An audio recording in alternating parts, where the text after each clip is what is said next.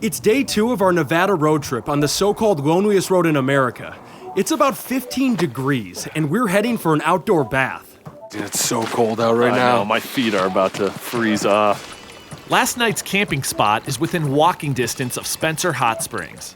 Oh man, this is unbelievable. This is incredible.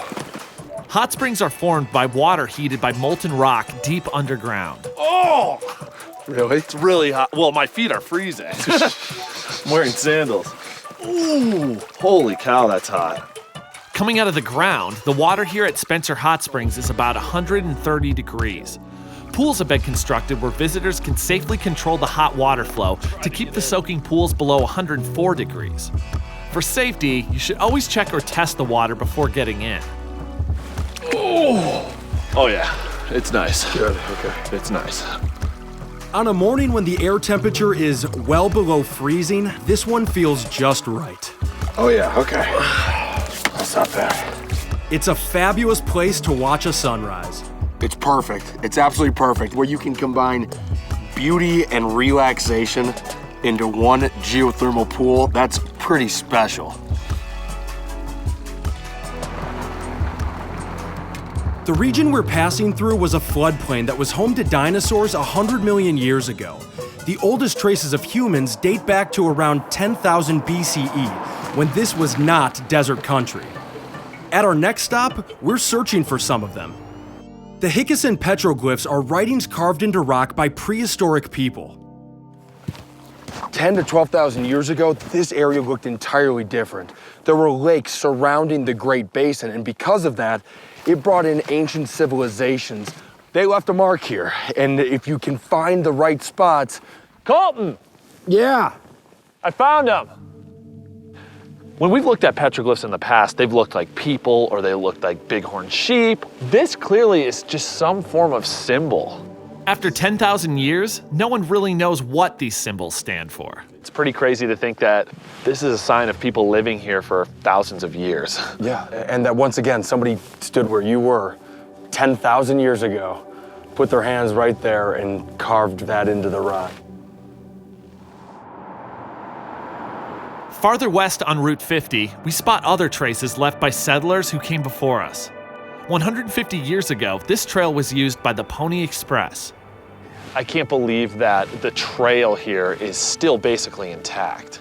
These horses carrying mail were able to cover 2,000 miles in 12 days during the summer, and in winter it only took them 14 days to get 2,000 miles across. That's incredible. Starting in 1860, Pony Express riders carried mail between St. Joseph, Missouri and San Francisco, changing horses at relay outposts every 10 to 15 miles along the way. 18 months later, telegraph lines made it obsolete, but that was long enough for the Pony Express to become legendary in the West. History is alive and well here in Nevada. Some of that living history can be seen roaming the high desert. Nevada is home to nearly half of the wild burros in America. Burros came from Africa with Spanish explorers. Prospectors used them because they're very tough and can go a long time without water. A few of them were left to roam free, and now there are about 20,000 wild burros in Nevada. Another hour of empty spaces brings us to another historic landmark. Sort of. So it looks like we're coming up on the famous shoe tree. Shoe trees are becoming a thing in different parts of the country. This is one of the most famous. The story goes, back in the 1980s, a newlywed couple driving home from Reno got into an argument. By the time it was settled, their shoes had been thrown into the tree. People have been adding to the collection ever since. I don't know, but I think there's a challenge. How far up on the tree can you get your shoes? I've brought along a worn-out pair of shoes just for this occasion. I'm gonna go for the limb way up there. Oh, so close. When vandals cut down the original tree a few years ago, folks just moved on and started filling up another one. Oh, come on. Come on. Oh, man. How hard is this? Let's just get these up there, huh? Right up here. Okay.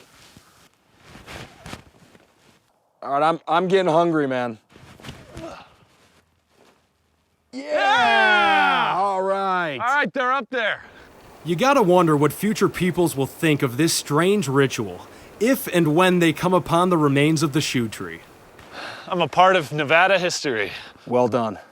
Hey everybody, thanks for watching. Make sure to leave any questions or comments that you have. And please subscribe to the channel. There's a lot more to come.